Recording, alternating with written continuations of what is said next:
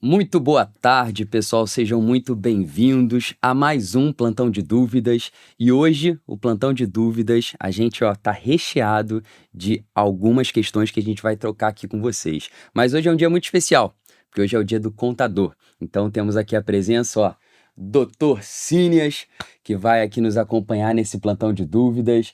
Pode se apresentar, eu ia te apresentar, mas eu acho que é melhor você se apresentar. Eu queria só falar uma coisa, pessoal. Hoje, no dia do contador, 50 anos de profissão, não é?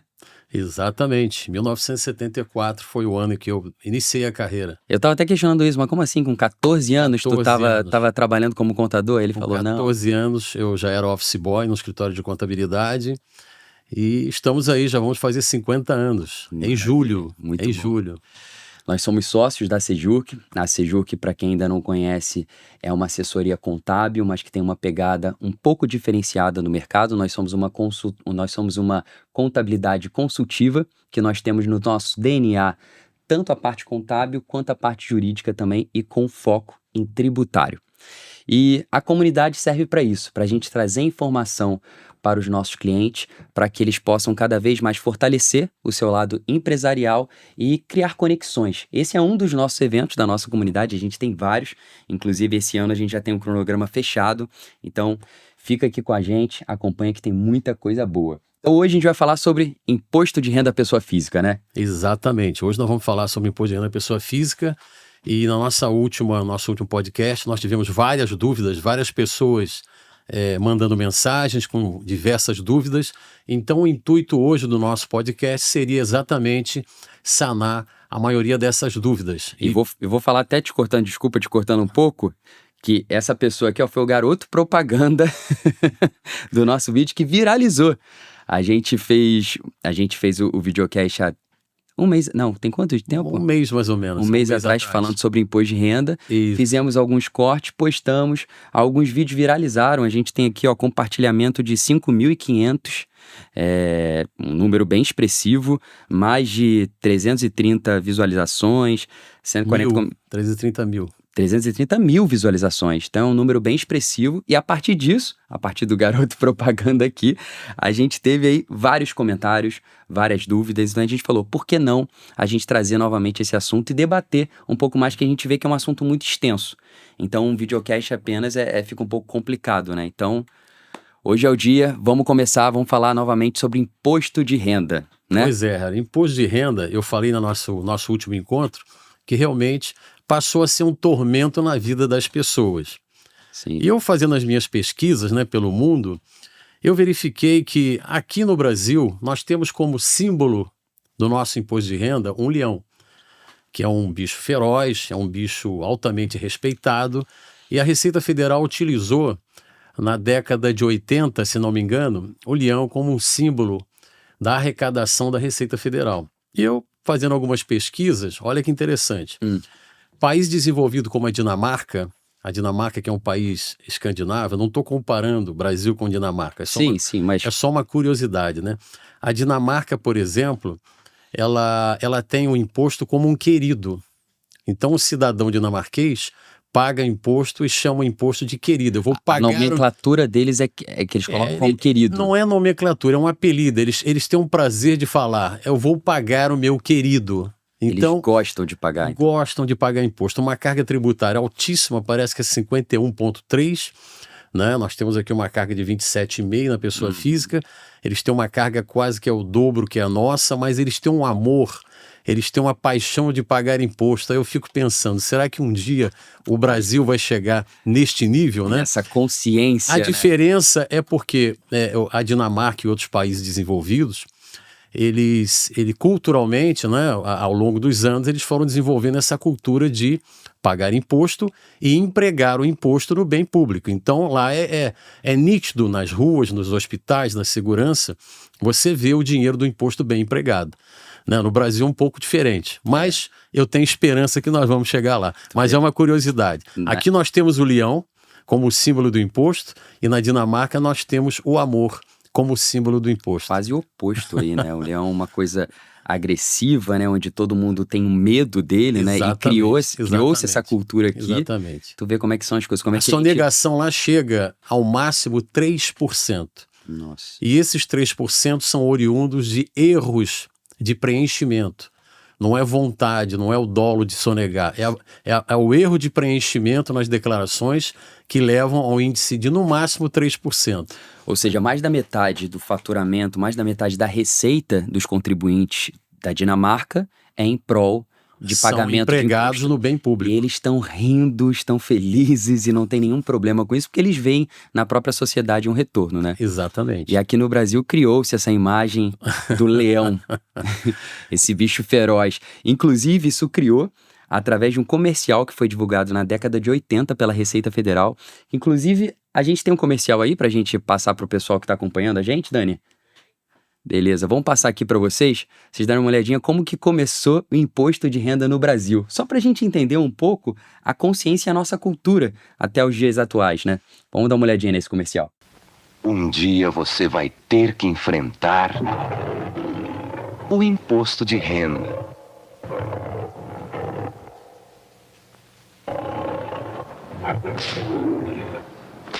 Mas não precisa ter medo. Ninguém quer te arrancar um pedaço.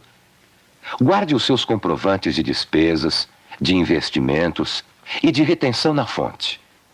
Em fevereiro, você recebe o manual de instruções e os formulários. Faça a sua declaração com toda a calma.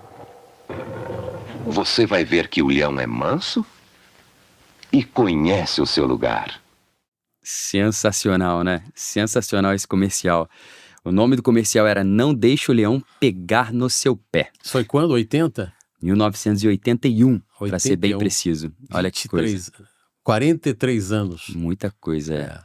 Mas a gente continua com essa cultura, a gente continua realmente com medo do leão. Sim, Todo sim. mundo tem medo. E as pessoas, pelo fato delas não entenderem como é que funciona essa complexidade, né, a todo o nosso sistema tributário, isso causa mais medo ainda. Sim, sim. Hoje em dia a gente tem quantas normas sendo emitidas diariamente? 106? Hoje nós temos uma base de 105, 107 normas diariamente sendo publicadas, né?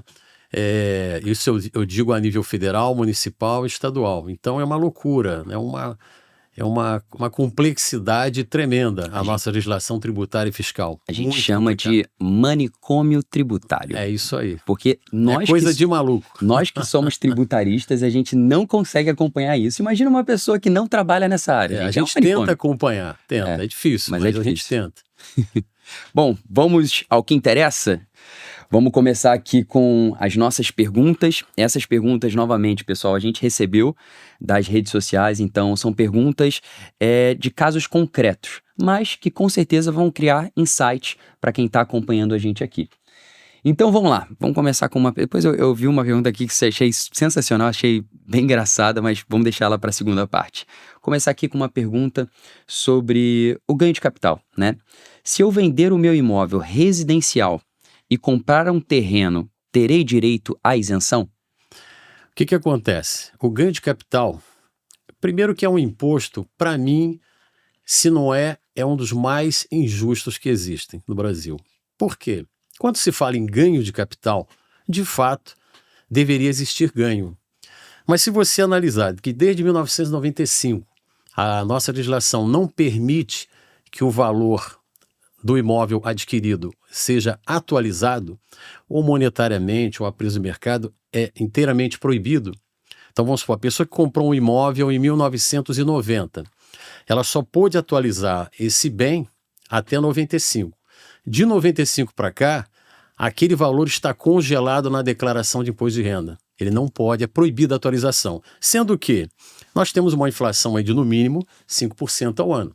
Então imagine você, ao longo de 30, 40 anos, é claro que esse valor está altamente defasado. Com certeza. É lógico que esse imóvel, por qualquer valor que ele seja vendido, nós teremos um ganho de capital.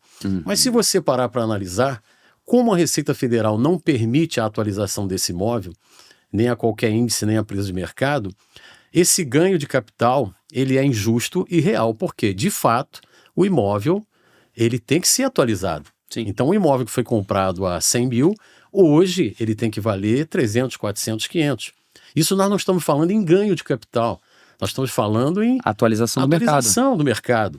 Isso acontece. Então, o ganho de capital no Brasil ele é muito injusto. Não deveria ser. E eu não vejo nenhum político levantando essa bandeira para mudar, para reverter isso.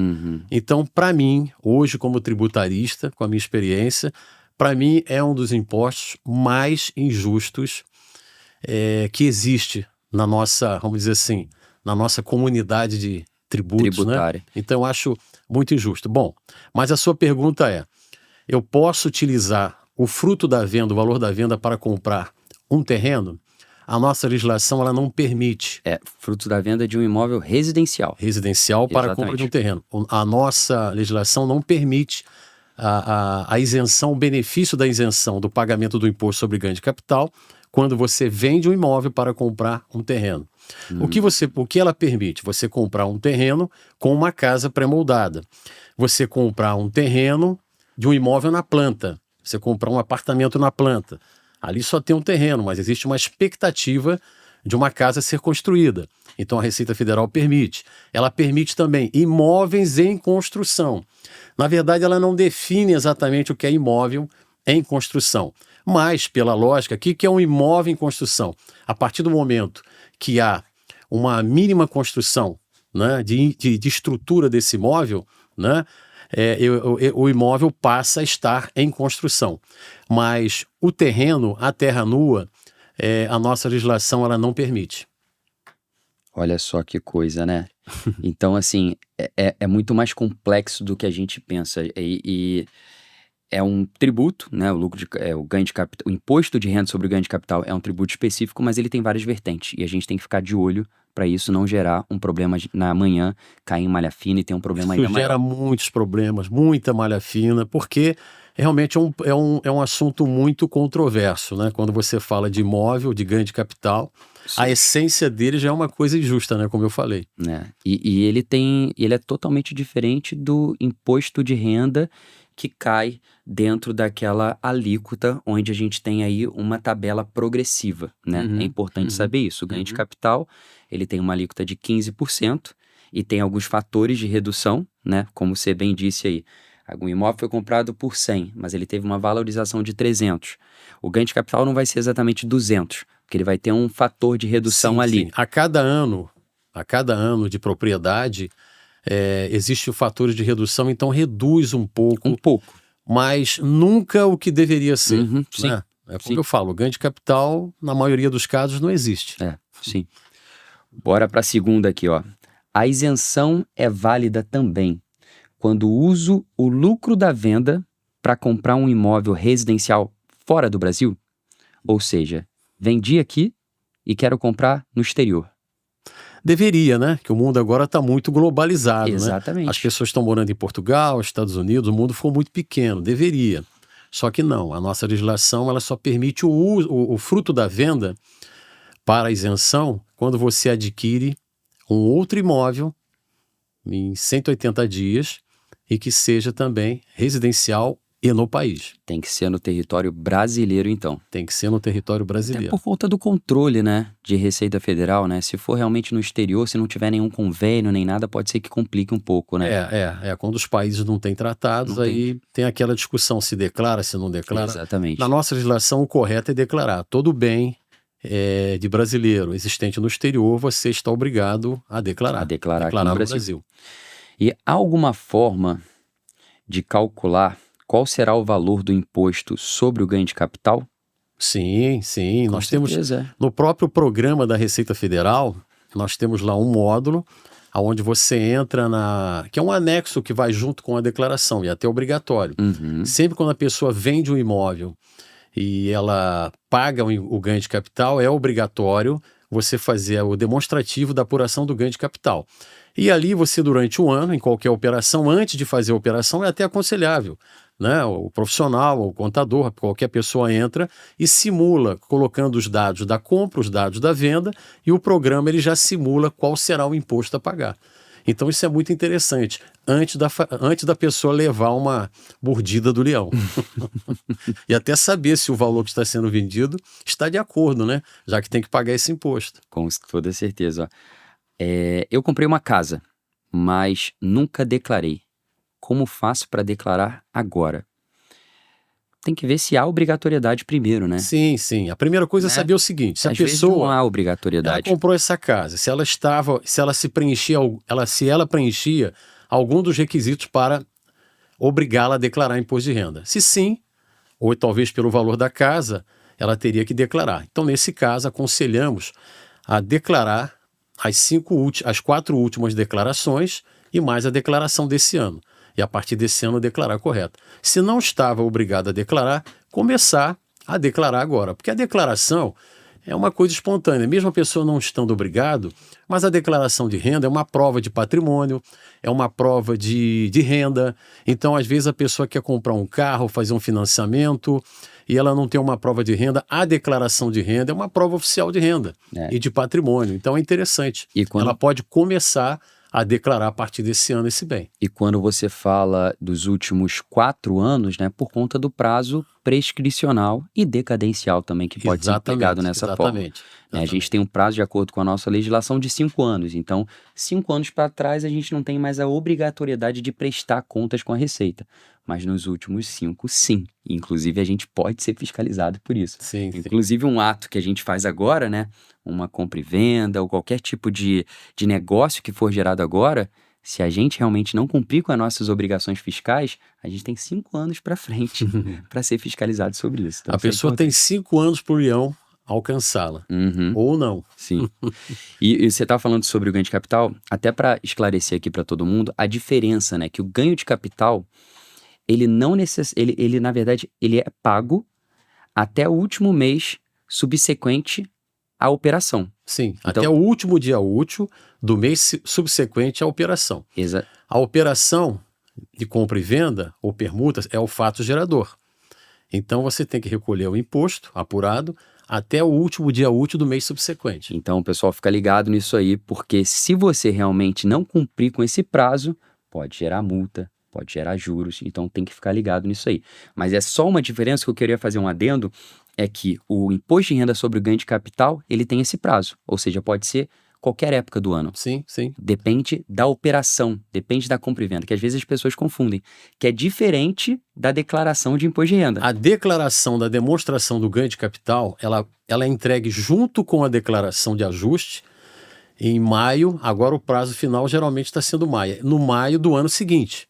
A declaração da demonstração do ganho de capital. Agora, o imposto, ele é pago lá atrás, no mês seguinte ao fato gerador, que é a operação de venda. Estamos agora em abril. Fiz uma operação de compra e venda. Vendi um imóvel em abril, eu tenho até maio, final de maio, para pagar... Para recolher o ganho de capital. E essa declaração do ganho de capital, ela vai ser acostada na declaração de imposto de renda de 2025. Isso, é um anexo que vai junto com a declaração e é entregue junto com a declaração no próximo ano, em 2025. Entenderam, né, pessoal? São coisas distintas, mas estão em conjunto o tempo todo, né? Bom, vamos dar prosseguimento aqui. Posso usar o lucro da venda para comprar 2 imóveis residenciais e ter isenção? Sim, sim. Pode utilizar. Vendi um imóvel, tive o lucro, e aí, para eu não ter que pagar o imposto de renda sobre o ganho de capital, eu aplico em 2 outros imóveis. Não precisa ser só um. A gente pode desde aplicar que sejam eminentemente residenciais, onde a pessoa realmente vai ter o ânimo de residir, ficar com a família, residir. Se for comercial, aí você perde esse benefício fiscal. Comercial, não.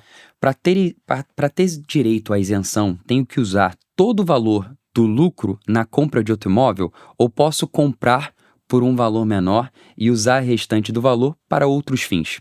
Sim, você... um exemplo, o contribuinte vende um apartamento por 1 milhão. Aí ele resolve comprar um apartamento de menor valor, 500 mil. Tá? Esses 500 mil que ele utilizou para comprar esse apartamento menor, o ganho de capital em cima desses 500 mil, proporcional aos 500 mil, ele não vai pagar o imposto de renda.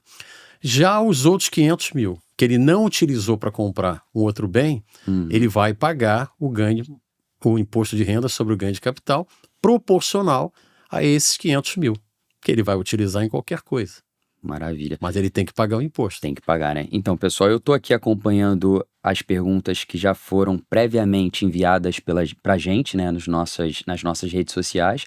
Mas se vocês tiverem qualquer dúvida, no assunto que a gente está tratando aqui hoje, vocês podem mandar aqui direto no chat, tá? Dentro da nossa plataforma Zoom, tem um chatzinho ali, se vocês quiserem mandar perguntas, vocês podem mandar aqui no final, quando a gente tiver exaurido todas essas perguntas aqui que a gente preparou para vocês, a gente pode tratar de alguma outra, tá bom?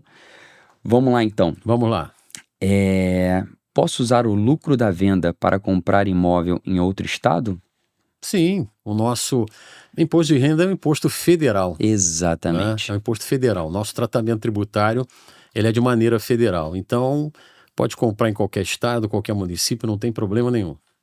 Desde que cumpra as regras estabelecidas para se beneficiar da isenção. Eu acho que vale a pena a gente falar um pouco sobre essa isenção, que são isenções distintas, né? Sim, a gente sim. tem a isenção quando você utiliza esse objeto da venda na compra de um outro imóvel, num prazo ali de 6 meses, não 180 dias. 180 dias, mas tem também aquela outra isenção. Sim, nós temos uma outra isenção, que é muito comum, é a isenção quando você vende um imóvel, o contribuinte vende um imóvel, cujo valor é até 440 mil. E desde que seja o único imóvel que a pessoa possua. Isso. E desde que, tem os requisitos, né, as condições, e desde que ele não tenha feito nenhuma venda a qualquer título nos últimos 5 anos. Agora, detalhe importante, nessa modalidade de isenção, essa venda de 440 mil é qualquer imóvel. Pode ser um galpão comercial, uma sala, uma loja. Não precisa ser residencial, Não precisa né? ser residencial. Uhum. Aquela outra isenção de venda de imóvel residencial para comprar um outro de caráter residencial em 180 dias é um tipo de isenção diferente dessa dos 440 mil. Exatamente. Essa de 440 mil é qualquer bem. Se você vender qualquer imóvel, seja de que forma for, um galpão, um terreno, um sítio, qualquer coisa, você não paga o ganho de capital. Perceberam, né, pessoal? Desde que... Tem uma diferença entre as duas. Sim, sim, sim. E porque às vezes as pessoas confundem, utilizam uma aplicando o benefício como se fosse residencial, e aí pode dar um problema. Não, aí tem que fazer por exclusão. Se a pessoa tem um único bem, vai vender até 440 mil, e ele não realizou nenhuma venda nos últimos 5 anos, ele vai aplicar esse tipo de isenção. Uhum. Agora, se o bem tem um valor maior, 600 mil, 1 milhão, e ele pretende comprar um outro residencial num prazo de 6 meses, ele vai aplicar outra modalidade de isenção. Ele não pode, na venda desse bem acima de 440 mil, utilizar o benefício até 440 mil e o restante no outro benefício. Não, é uma coisa ou outra. Engraçado que a gente não teve essa pergunta aqui, né? Mas faz sentido. Vamos lá. O imóvel comprado tem que estar também no meu nome ou posso colocar em nome do meu filho? O imóvel, ele precisa estar no nome e propriedade da pessoa, né? O contribuinte, a isenção é para quem vende um imóvel residencial e compra um outro imóvel residencial. Se a pessoa pretende colocar ou doar esse imóvel para um filho, para um parente, ele efetua a venda, se beneficia da isenção e depois faz uma doação, faz uma operação aí é outra de doação. operação. É outra operação. São coisas são sequentes, né? Mas não pode. Então, respondendo a pergunta, não pode. Não pode. A operação tem que ser pelo mesmo contribuinte, tanto da venda quanto da compra. A Receita Federal, ela entende que para cada CPF existe um contribuinte diferente. Então, vamos supor, mesmo sendo um dependente, uma criança de 1 ano, né, um bebê que já tem um CPF, aquele bebê, a Receita Federal já olha como um ente tributante. De repente é um herdeiro que já tem patrimônio, já tem renda, e não importa se ele tem 1 mês, 2 meses, a Receita vai tributar. Para a Receita é indiferente a idade. A Receita é cega em relação a isso. Exatamente. Ela arrecada por CPF. Uhum. Cada CPF é um cidadão.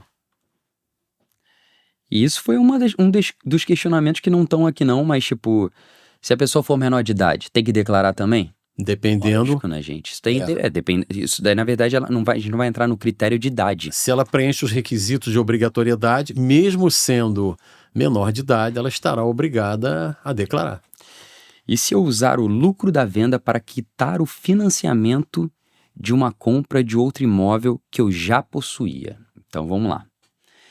Eu comprei um imóvel por um financiamento, tá?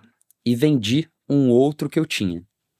A venda desse vai ser utilizada para quitar o financiamento dessa compra que eu já tinha feito anteriormente. Sim, pode. Você pode utilizar. A nossa legislação hoje ela permite que você utilize o fruto da venda para a quitação de um imóvel próprio. Isso é interessantíssimo. Isso agora está acontecendo muito, né? Porque a gente tem sempre a ideia de que você tem que vender e depois comprar.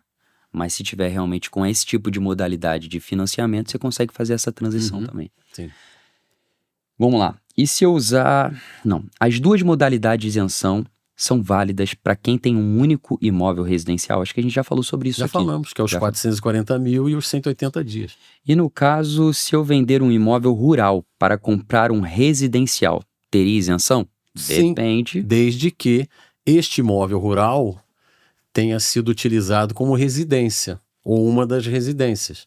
O que a Receita ela emprega, a essência disso, é o seguinte: a pessoa que reside, ou tem várias, ou reside ali, ou várias, não é residir efetivamente. Ela usa aquele imóvel para a sua residência. Ela pode ter uma, duas, três. Se ela usa para a sua residência, o caráter do imóvel é residencial. Se ela vende esse imóvel para comprar um outro residencial, aplica-se o benefício fiscal. E sendo um imóvel rural, o que é um imóvel rural? Um sítio, né? Uma fazenda, são imóveis rurais. Né? É diferente de atividade rural.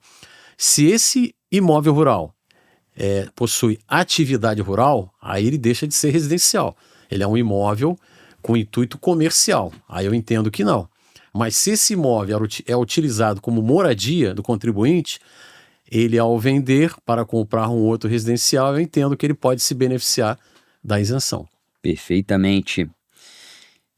E é possível atualizar o valor do bem lançado na declaração de imposto de renda já adquirido há vários anos? A gente falou sobre isso também. Logo no comecinho aqui do nosso videocast a gente falou. A injustiça, eu nunca concordei com isso. Nunca concordei, porque como é que pode a pessoa não poder atualizar o seu bem, né?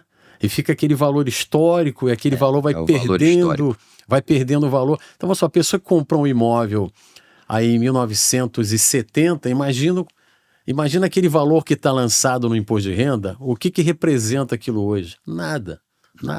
Então, é claro que sempre vai haver o ganho de capital. Mas, volto a falar, para mim esse ganho de capital é irreal, é injusto. Mas o fato de existir essa obrigatoriedade de ter... de se manter o valor histórico é muito por conta até dos fundamentos contábeis, né? Na contabilidade existe essa determinação, né? Se a gente for pegar um balanço, se a gente for pegar realmente a análise de um imobilizado, tem que se manter o valor histórico. Então, acho que vai muito... Sim, mas aí são institutos diferentes. Eu estou falando o seguinte: quando se trata... O que é um imposto sobre o ganho de capital? A Receita, ela tributa aquilo que você ganhou. Na venda, lucrou. É a diferença positiva entre o valor da venda menos o valor da compra. Se você não consegue atualizar o seu imóvel, é claro que injustamente sempre você vai pagar o imposto.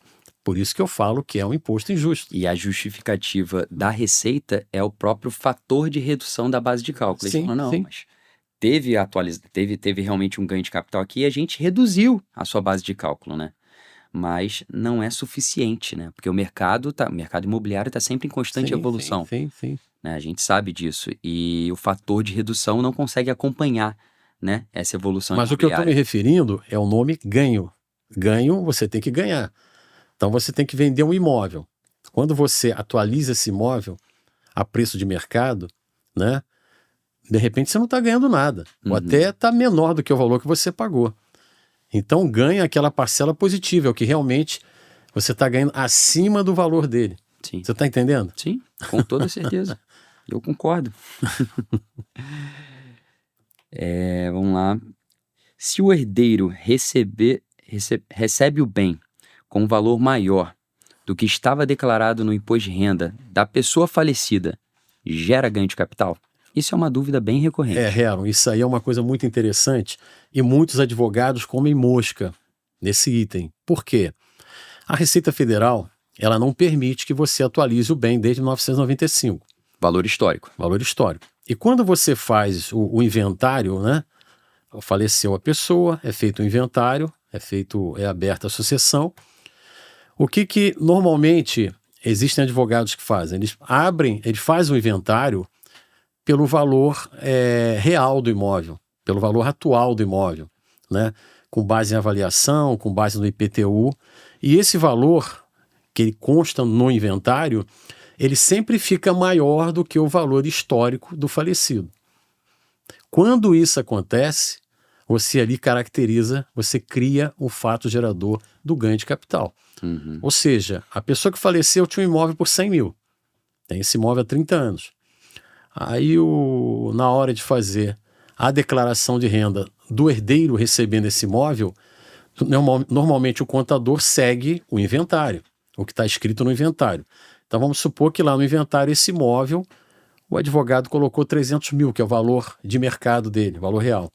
O que vai acontecer aí? Fato gerador do ganho de capital. E aí gera um ganho de capital para o espólio. Gera um ganho de capital para o espólio. É o espólio que tem que pagar esse imposto. Olha que loucura. O cara morreu.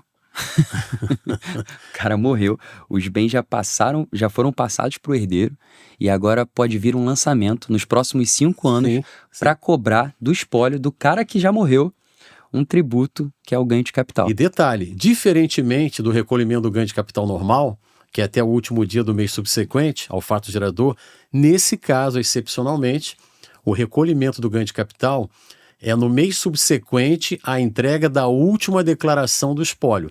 É a chamada declaração de encerramento do CPF. Sim. É feito no ano seguinte ao fechamento. A final de espólio. Do inventário. Então, é uma coisa bem específica. E muitos advogados, muitos contadores comem mosca, porque desconhecem essas informações. É porque eu imagino, eles devem pensar assim, o cara já morreu mesmo, né? Já acabou, a Receita Federal vai correr atrás dele para cobrar o quê? Ele já faleceu, mas não é bem assim. Não, a dívida pode ir para os herdeiros. A dívida pode ir para os herdeiros. Porque o pensamento é o seguinte, se a Receita Federal ela não permite que eu atualize os bens desde 95 até agora, por que eu sou obrigado a declarar o valor atualizado do bem no inventário? É um contrassenso. Uhum. Se fosse obrigatório, seria um contrassenso.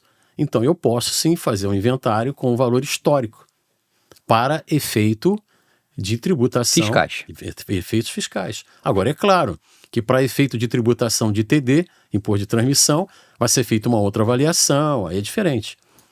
Vamos aqui para mais uma pergunta. Quando a pessoa incorpora um imóvel... agora a gente vai falar sobre holding. Essa é interessante. Está super em alta aí. Essa aí está interessante. Quando a pessoa agora. Tá na moda.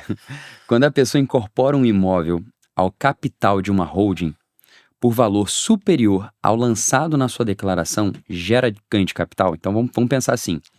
Na declaração de imposto de renda pessoa física, ele tem um imóvel de 100, e aí quando ele incorpora isso numa holding, numa pessoa jurídica, esse valor ele leva em consideração o mercado. E aí coloca o valor de 300. Esses 200 de diferença de ganho de capital é cobrado imposto de renda? Sim. Existe. Ao fazer isso, ao incorporar um imóvel ao capital de uma holding, por um valor maior do que o valor histórico lançado na declaração de imposto de renda do contribuinte, do sócio incorporador, é criado o fato gerador para pagamento do imposto de renda sobre ganho de capital. Muita gente também come mosca nessa operação. Qual é o correto? É você trabalhar com valor histórico. Manter o valor histórico. Manter o valor histórico. Para que não haja o ganho de capital. Exatamente. Isso não significa dizer que, nesse caso, o ITBI, que é um outro tipo de imposto, né, que é um imposto municipal, vai ter incidência igual, não é? É outra pegada. O ITBI... Porque o ITBI ele vai ser analisado de acordo com a prefeitura. Sim, a prefeitura vai avaliar a preço de mercado essa incorporação e vai tributar 2%, 3% de acordo com a prefeitura. Sim. Isso não tem nada a ver com a legislação da Receita Federal sobre ganho de capital. São coisas totalmente distintas. Então uma operação também que tem que tomar muito cuidado, a pessoa tem que ficar muito alerta sobre isso. Alerta para não cair em malha fina. Mais uma última pergunta, na verdade, aqui. Vamos lá. A isenção na venda de até 440 mil vale para a venda de qualquer imóvel? Casa, terreno, loja, galpão, etc., ou só imóvel residencial? Não, eu tinha até falado A sobre gente já isso, falou né? sobre isso. A pessoa efetuando uma venda cujo valor do bem for até 440 mil, e desde que ela possua esse único bem e não tenha feito nenhuma venda a qualquer título nos últimos 5 anos, ela fica isenta do ganho de capital. Mesmo esse bem sendo um terreno, uma loja, um galpão, entendeu? É diferente da outra isenção dos 180 dias. Não né? pode confundir. São Não coisas pode diferentes. confundir. 180 dias, beleza, é residencial. Essa não, essa você consegue expandir Qualquer um pouco tipo mais. de bem. Ó, finalizamos aqui a nossa listinha de perguntas dos nossos seguidores, mas tem uma pergunta aqui que eu vi que eu achei super interessante, só para quebrar um pouco esse clima aqui, imposto de renda, embora a gente tenta trazer aqui uma leveza no assunto, mas é um assunto complicado, é um assunto complexo, é um assunto difícil. Acho que até por conta de toda a cultura, isso a gente começou no início do nosso videocast, a gente explicou um pouco da cultura, né, que é a cultura do leão e tudo mais. Então, pra gente quebrar um pouquinho aqui, tem uma pergunta que eu achei engraçada. Qual o sentido de declarar o imposto de renda para a Receita Federal, saber o quanto que eu ganho, se ela já tem essa informação? E ainda, se eu declaro errado, eu ainda tomo multa. Boa pergunta. E a pessoa ela tem uma certa razão. O que acontece? Nós falamos ali no início da nossa conversa sobre Dinamarca, países desenvolvidos. Nos países desenvolvidos, se eu não me engano, o Chile já está com uma declaração pré-preenchida muito avançada também. Mas nós estamos começando com as declarações pré-preenchidas. Parece que é o 2º ou 3º ano. O que acontece? Nós vamos chegar a um tempo que as nossas declarações elas serão enviadas para nós praticamente todas preenchidas. 100%. Só validar. Nós estamos entrando num Big Brother fiscal, ou seja, a Receita Federal ela tem um sistema e esse sistema hoje é capaz de fazer vários cruzamentos. É um dos sistemas mais potentes que Sim, existem, chamado T-Rex. Esse é o apelido, né? Então, esses cruzamentos geram informações para a Receita Federal e, com isso, ela descobre o que a pessoa comprou, o que ela vendeu, o que ela pagou ao médico, entendeu? Então, futuramente, nós vamos receber as nossas declarações totalmente pré-preenchidas. Até que isso aconteça, ela já consegue ter algumas informações nossas e ela pede que nós declaremos aquilo que nós entendemos que seja o ideal da nossa vida que nós fizemos no ano passado. Sim. O que nós recebemos, o que nós pagamos, o que nós adquirimos, né? A declaração é um ato espontâneo, só que é um ato espontâneo com muita responsabilidade. Por quê? As declarações, a falta de declarações ou declarações indevidas podem gerar multas, né? Pode gerar malha fina, complicação para o contribuinte. Existem penalidades. Essa pergunta é interessante. Nós vamos chegar. Por que nós somos obrigados a declarar se a Receita já sabe o que nós fizemos? Em termos. Ela sabe uma parte, não sabe tudo ainda. Porque a Receita hoje em dia, por conta desse sistema que é super bem preparado, ela tem o confronto de todas as informações. Não Sim, todas, sim. mas Algumas informações. Mas grande parte delas. E por conta disso, hoje em dia, a gente tem a possibilidade de fazer a declaração pré-preenchida. Mas eu achei super interessante essa pergunta. Sim, sim. Porque, de fato, é a ideia do brasileiro. Fala, cara, porra, pra que eu vou fazer uma declaração? E com medo ainda, porque se eu errar, eu vou ser multado ainda. Sim, sim. E é o leão, né? E é verdade. Eles me obrigam a declarar algo que eles já sabem, e se eu declarar errado, eu vou ser multado. Eu achei interessante isso. Muito interessante, boa colocação. Mas é o mundo tributário que a gente vive. Bom, estamos chegando aqui a mais um final de nosso videocast. Deixa eu só ver se temos aqui algum questionamento. Eu não estou conseguindo entrar aqui no chat. Vanessa, a gente tem alguma pergunta aí? Sim. Tem? Vamos ver aqui então. Olha, eu não tinha visto essa. Vamos lá. Se eu fizer uma obra no meu imóvel, eu posso agregar esse valor no valor do bem no imposto de renda? Sim, perfeito, perfeito. Benfeitorias. Eu falei que o imóvel ele não pode ser atualizado por nenhum índice de atualização, mas toda benfeitoria realizada no imóvel, reformas, construções, alguma coisa que seja feita a título de benfeitorias, essas benfeitorias devem ser lançadas junto com o imóvel na declaração de renda. E esse valor, ele acresce ao valor de custo do imóvel. Então, melhora o ganho, diminui o ganho de capital. Agora, condição, desde que existam documentos comprobatórios. Porque se cair em malha fina, depois você precisa comprovar Documentos isso. idôneos, notas fiscais, notas de serviços, contratos, é preciso ter documentos comprobatórios dessas despesas, né? Sob pena de a pessoa lançar e amanhã cair numa malha fina e a Receita Federal simplesmente desconsiderar essas despesas. Então é muito interessante. Então pode, viu, pessoal? Pode sim. Pode sim. Você pode e deve, até para que você tenha um certo benefício fiscal, tenha uma redução na sua carga tributária. Quando você consegue aproveitar dessas benfeitorias e incorporar isso, e lembrando, tá? Isso daí você não vai adicionar ao valor histórico do bem. Você tem que lançar como benfeitoria, né? Exatamente. As pessoas podem pegar ali no próprio bens e direitos e aumentar o valor. Na declaração de Não é renda, isso. existe um código. Exato. Existe um código para você lançar o imóvel e existe um código para você lançar as benfeitorias. Então, é lançado de forma separada num código próprio. Isso aí, a própria orientação do Manual da Receita Federal, ele instrui sobre isso. Benfeitorias úteis, necessárias, voluptuárias. Então, você consegue declarar e fazer com que o valor do seu imóvel, o custo dele, ele acresça. Seja maior. Quando o custo é maior, o ganho de ganho de capital é menor. É menor. Com Imposto certeza. de renda vai ser menor. Então, você tem aí um benefício. Isso é um tipo de planejamento, mas óbvio, pessoal, lembrando, tem que ter a documentação para isso. Sim, porque tem que ter senão nota fiscal. Isso vira uma bola de neve e depois você vai ser cobrado disso. É uma questão de planejamento, né? Com certeza. Fechamos aqui, então, Fechamos, as Gero. perguntas. Fechamos, né, Vanessa? Maravilha, obrigado. Beleza.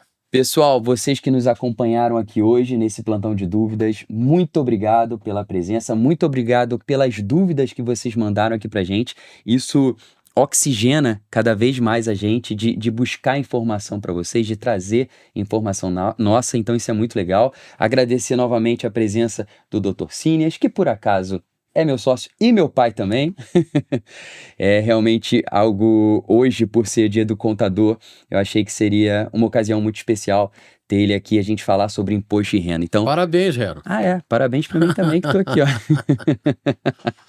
Então, obrigado.